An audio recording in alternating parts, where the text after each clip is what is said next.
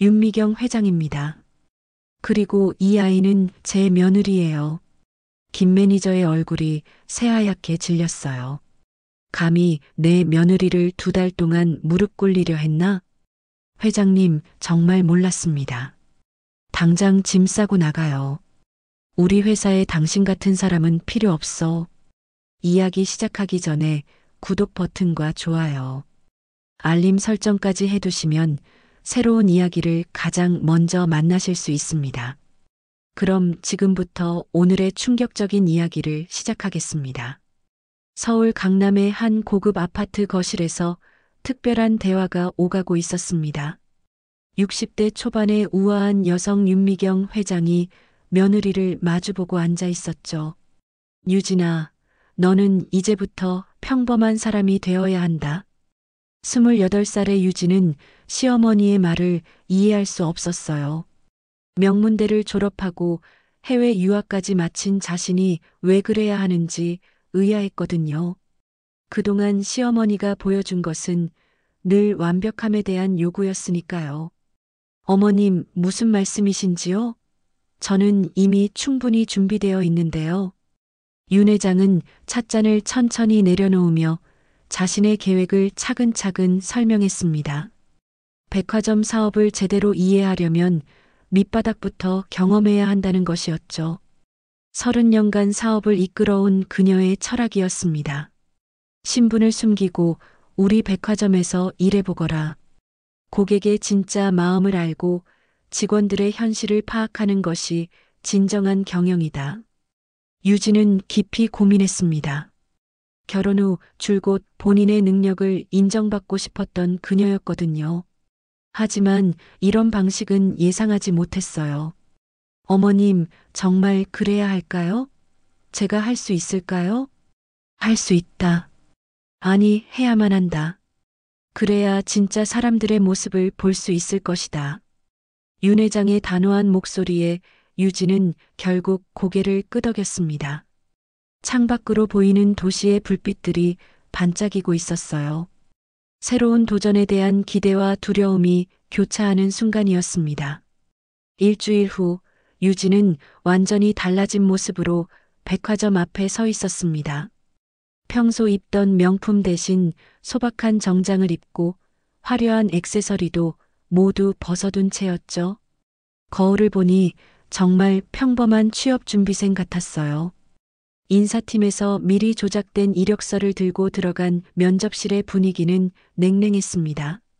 40대 중반의 김 매니저가 날카로운 시선으로 그녀를 훑어봤어요.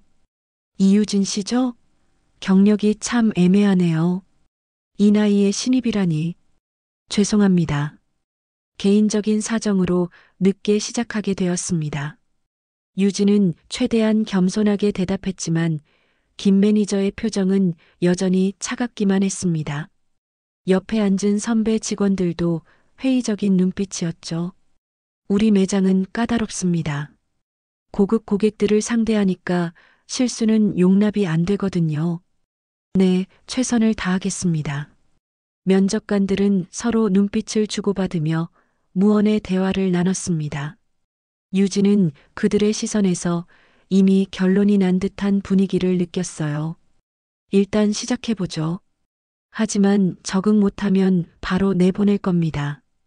면접이 끝나고 나온 유진은 가슴이 답답했습니다. 이제까지 받아본 적 없는 냉대였거든요. 하지만 이것이 진짜 현실이라는 것을 깨달았어요. 며칠 후 합격 통보를 받고 첫 출근 날짜를 기다리며 마음의 준비를 했습니다. 첫 출근 날 유진은 일찍 도착해서 매장을 둘러보며 마음의 준비를 하고 있었습니다. 하지만 김 매니저가 나타나자마자 분위기가 급변했어요. 이유진, 늦었네요. 신입이 이 시간에 와서 어떡합니까? 유진은 시계를 확인했습니다. 아직 시작 시간 10분 전이었거든요. 하지만 변명할 수는 없었어요. 죄송합니다. 앞으로 더 일찍 오겠습니다. 선배 직원인 박수미와 최민정이 옆에서 속삭이는 소리가 들렸습니다. 새로운 신입에 대한 평가였죠. 그들의 시선은 차갑고 배타적이었어요. 유진 씨, 여기서는 고객 응대가 제일 중요해요. 실수하면 매장 전체가 피해보거든요. 수미의 말에는 경고의 뉘앙스가 강했습니다. 유진은 고개를 끄덕이며 최선을 다하겠다고 대답했어요. 첫날부터 김 매니저는 유진에게만 유독 까다로웠습니다. 진열 방법, 고객 응대, 심지어 서 있는 자세까지 모든 것을 지적했어요. 이렇게 해서는 안 됩니다. 다시 하세요. 네, 알겠습니다. 점심시간에도 유진 혼자 매장을 지켜야 했습니다. 다른 직원들은 함께 식사를 하며 친밀감을 쌓아갔지만 그녀만 소외되어 있었어요. 매장 구석에서 혼자 도시락을 먹으며 유진은 이런 일이 매일 반복될 것이라는 걸 직감했습니다. 하지만 참아내야 했어요. 한 달이 지나면서 상황은 더욱 악화되었습니다. 김 매니저의 괴롭힘은 노골적으로 변했고 다른 직원들도 이제는 대놓고 유진을 무시했어요. 어느 날 오후 중요한 VIP 고객이 방문했을 때였습니다. 유진이 정성스럽게 응대하려 하자 김 매니저가 차갑게 막아섰어요. 유진 씨는 뒤에서 정리나 하세요. 중요한 고객은 경험 있는 직원이 맡아야죠. 네, 알겠습니다. 뒤에서 지켜만 봐야 하는 유진의 마음은 답답하기 그지없었습니다. 자신이 할 수 있는 일들을 다른 사람이 하는 모습을 보며 자존심이 바닥까지 떨어졌어요. 그날 저녁 집에 돌아온 유진은 거울 앞에서 자신의 모습을 바라봤습니다. 한 달 전에 자신감 넘치던 모습은 온데간데 없고 위축되고 지친 얼굴만이 있었어요. 핸드폰을 들고 시어머니에게 전화를 걸려다가 멈췄습니다. 포기하고 싶다는 말을 어떻게 꺼낼 수 있을까요? 침대에 주저앉은 유진은 혼잣말을 했습니다. 정말 이게 맞는 건가? 내가 무엇을 배우고 있는 거지? 하지만 그때 시어머니의 말이 떠올랐습니다. 진짜 사람들의 모습을 보라는 그 말이요. 유진은 주먹을 꽉 쥐었습니다. 조금만 더 버텨보자. 분명 의미가 있을 거야. 마음을 다잡으며 내일을 위한 준비를 했습니다. 2달째 되는 날 백화점에서 중요한 VIP 행사가 열렸습니다. 해외 바이어들을 대상으로 한 특별 전시회였죠. 김 매니저는 평소보다 더욱 예민해져 있었어요. 오늘만큼은 절대 실수하면 안 됩니다. 회사 이미지가 달렸거든요. 유진은 다른 직원들과 함께 행사 준비에 여념이 없었습니다. 하지만 김 매니저는 여전히 그녀만 따로 불러 세웠어요. 유진 씨, 당신은 오늘 뒤에서만 있어요. 중요한 일은 절대 맡기지 않을 거니까. 네, 알겠습니다. 행사가 시작되고 많은 귀빈들이 매장을 둘러봤습니다. 그런데 갑자기 전시품 중 하나가 바닥에 떨어져 깨지는 사고가 발생했어요. 아무도 보지 않은 상황에서 일어난 일이었습니다. 김 매니저는 당황하며 주변을 둘러봤습니다. 그리고는 유진을 향해 날카로운 시선을 보냈어요. 유진 씨, 방금 이 근처에 있었죠? 네, 하지만 저는 만지지 않았습니다. 그럼 누가 했겠어요? 당신 말고는 아무도 없었는데? 바이어들과 다른 직원들의 시선이 모두 유진에게 쏠렸습니다. 유진의 얼굴이 새하얗게 질렸어요. 지금 당장 모든 분들께 사과하세요. 무릎 꿇고요. 김 매니저의 차가운 명령이 떨어졌습니다. 유진은 몸이 떨리기 시작했어요. 하지만 거부할 수 없는 상황이었습니다. 바로 그때 매장 한 구석에서 평범한 옷차림의 중년 여성이 조용히 이 모든 상황을 지켜보고 있었습니다. 윤미경 회장이었죠.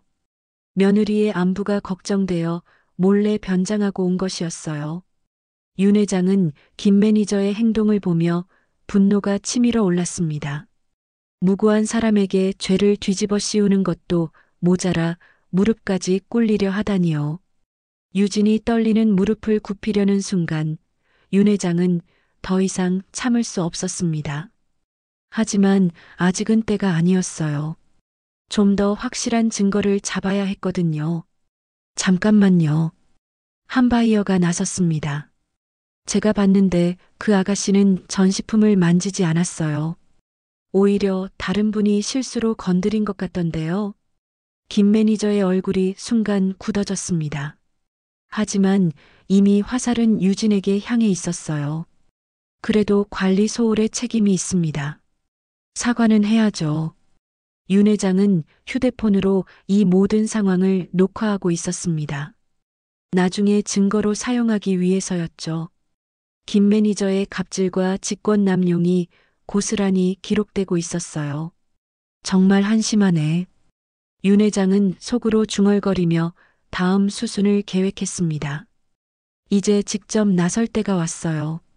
며느리가 굴욕을 당하는 모습을 더 이상 지켜볼 수는 없었거든요. 다음 날 오후 백화점 대회의실에 전 직원이 소집되었습니다.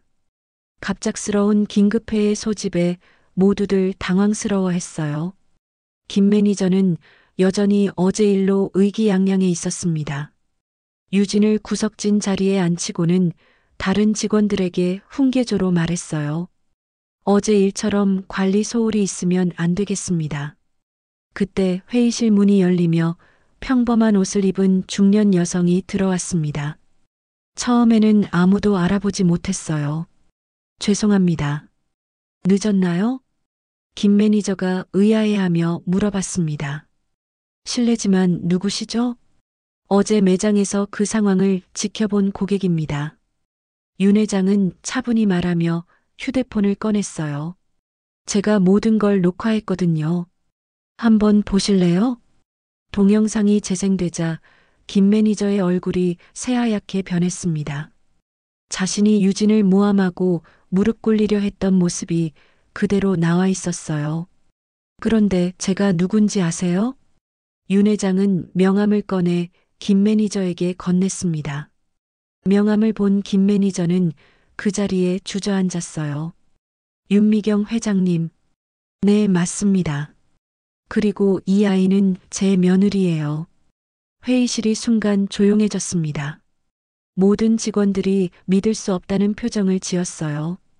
2달 동안 제 며느리를 어떻게 대했는지 다 봤습니다. 김 매니저는 즉시 해고되었고 박수미와 최민정도 경고 조치를 받았습니다. 윤 회장은 전 직원 앞에서 유진을 정식으로 소개했어요. 앞으로 이 매장은 유진이가 이끌어갈 예정입니다. 유진은 갑작스러운 상황에 당황했지만 시어머니의 따뜻한 격려를 받으며 용기를 냈어요. 여러분, 저도 여러분과 똑같이 힘든 시간을 보냈습니다. 유진의 첫 연설이 시작되었습니다. 앞으로는 서로 존중하고 배려하는 직장을 만들어가고 싶어요. 저 역시 부족한 부분이 많으니 함께 성장해 나가면 좋겠습니다. 직원들은 처음엔 어색해했지만 유진의 진심 어린 말에 점차 마음을 열기 시작했어요. 한 달 후 매장의 분위기는 완전히 달라졌습니다. 유진은 자신이 겪었던 경험을 바탕으로 모든 직원들을 세심하게 챙겼어요. 신입 직원이 들어오면 친절하게 교육했고 실수를 해도 격려로 이끌었습니다. 유진 팀장님, 정말 감사해요. 새로 들어온 신입 직원이 말했습니다. 다른 곳에서는 이렇게 따뜻하게 대해주지 않는다고 들었거든요. 저도 처음엔 힘들었어요. 그래서 더 잘 알죠. 몇 달 후 매장은 백화점 내에서 가장 성과가 좋은 부서가 되었습니다. 직원 만족도도 높아졌고 고객 후기도 훨씬 좋아졌어요. 윤 회장은 성과 보고서를 보며 흐뭇해했습니다. 역시 진짜 리더십은 고난을 통해 만들어지는구나. 유진은 이제 진정한 리더가 되어 있었습니다.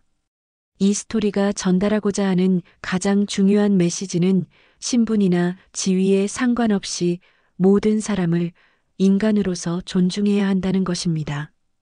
이 영상이 공감되셨다면 구독과 좋아요는 큰 힘이 됩니다.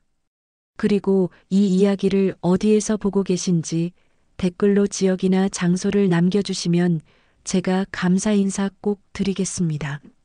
시청해 주셔서 감사합니다.